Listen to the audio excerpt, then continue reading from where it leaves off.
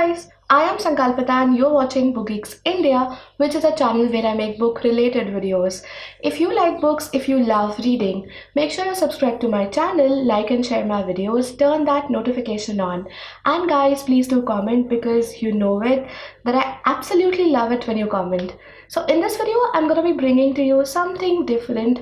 Of course, you know the book that I'm going to be talking to you about. It is Amish Tripathi's latest book, Raavan, the enemy of Aryavarta.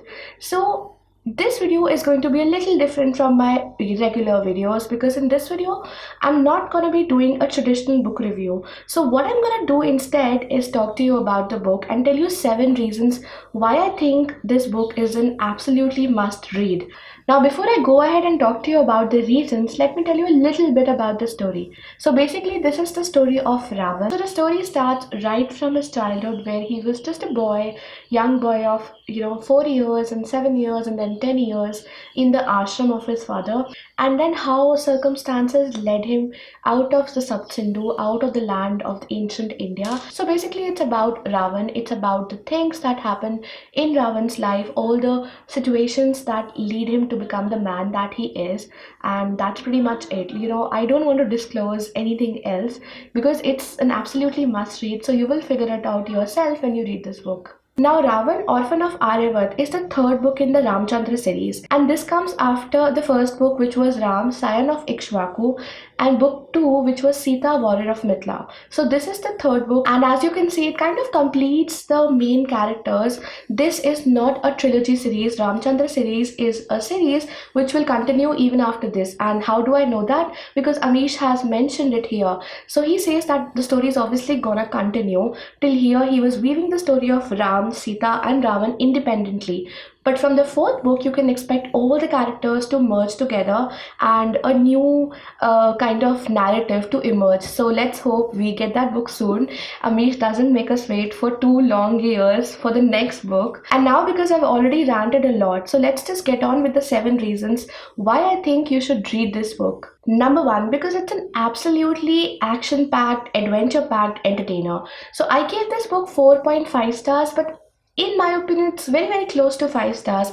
Now, this book has everything. Even though it's the lengthiest book in the series so far, it's around 400 pages. The Kindle version is 400, and the book that I have here is around 374. So it's by far the longest book, but that doesn't mean the book is boring. In fact, it's so adventure-packed, action-packed that, throughout the book, you'll just be thrilled reading all the action sequences. The location of the actions change constantly, be it Gokarna and Sigiriya in Sri Lanka, to Mumbai Devi and Salsette Island in the current-day Maharashtra, to the north of India in Mithila and Vaidyanath. So there are a lot of places where the action is happening, and that keeps you constantly on your toes. Number 2 reason.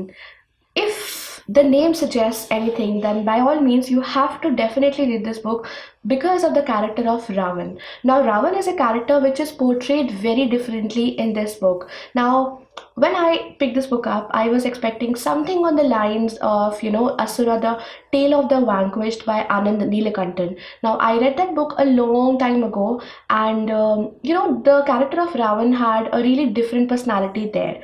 So I was under the impression that maybe I'm going to come across the same kind of character, but I'm just glad that Amish changed the name of this book. So if you guys don't know, earlier this book was supposed to be called Raavan, Orphan of Aryavarta, but now the name has been changed to Raavan, Enemy of Aryavarta. Now when you think about the word orphan, that gives you a different idea of the character. But in the case of this book, Enemy of Aryavarta, Raavan has just so many shades. Raavan will wow you, will charm you, will make you detest him, abhor him and loathe him. There are just so many shades of Raavan in this book that right till the end of the book you will not have a clear-cut idea of his entire personality.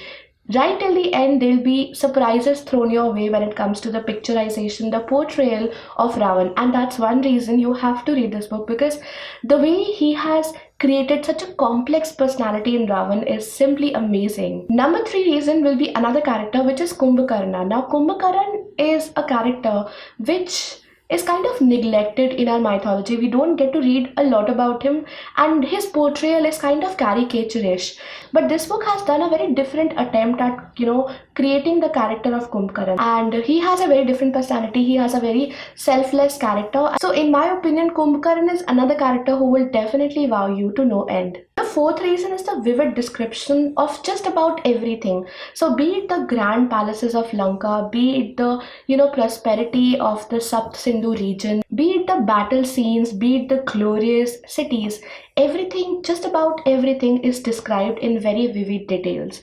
Now that being said, that doesn't make the book slow, because Amish exactly knows where to stop. So he doesn't end up overdoing it. He in fact adds to the rich tapestry of this book, and it's just amazing. So we get to know so much about the land, the culture of the place, the people, age-old traditions and customs, and you also get to know a lot about different things. Like, I was reading the book and then I came across this musical instrument called Ravanahatha, and I did not know about it. I end up googling it, and I really got to know so much about something which I hadn't come across anytime.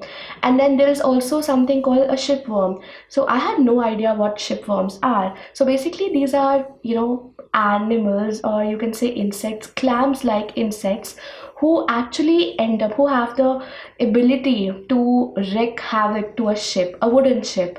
And these are like 2 feet long. And I had absolutely no idea that such a thing even existed. So I end up gaining a lot of knowledge, which is something which I really like. Now, these are just 2 things that I told you about. In the end, you will end up learning a lot about a lot of things, some of which are actually real. For example, the Sabrimala temple, the Puri temple. So there are just so many things that you end up knowing about, and also it helps to create a very rich narrative, a very vivid narrative, and a very vivid picture of the things that you're reading about. Reason number 5 is that it has a very, very easy language, and it's a racy read.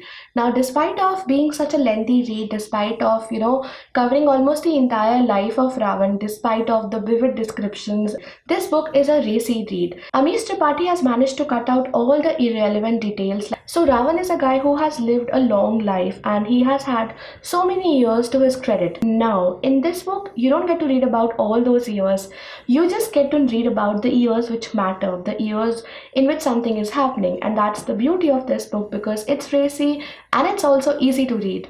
Reason number 6 is that after the mysteries and the questions that were left unanswered in the book 1 and the book 2 of the Ramchandra series, we finally have some answers here. But there is a slight twist. It also leaves you, like the end, the climax also leaves you on a cliffhanger. So you again have a lot of unanswered questions and a lot of mysteries and a lot of open-ended subplots, and you have no clue as to what is going to happen.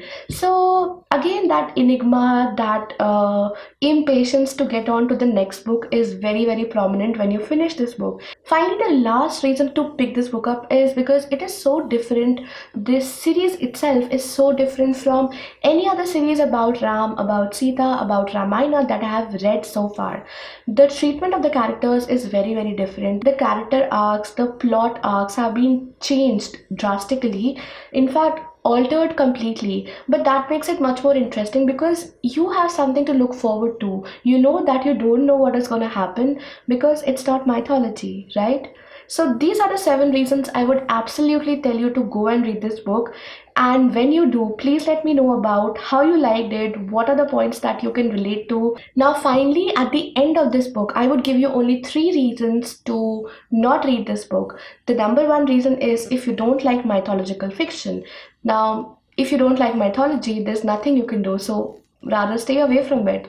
And number 2 reason is that if you're looking for the real mythology, so this is something which is, I think almost 70% fantasy, and only the main characters and their names and a little bit of the background, or you can say the foundation, has been taken from our mythology. So if you're looking for pure mythology. This is not the book that you would want to go to. This is a big time fantasy only inspired from mythology. And the third reason is that if you have not read the previous two books, now Raavan can also be read as a standalone read, but I would definitely suggest that you go for the book 1 and book 2 before coming to this one. So that's it from me in this video, guys. Do let me know if you enjoyed this format, a different kind of format than I usually do, and if you want me to follow this format for other reviews that I do as well. And if you enjoyed this video, please don't forget to hit that like. Also subscribe to my channel if you haven't already. And until the next video, which will be pretty soon, bye.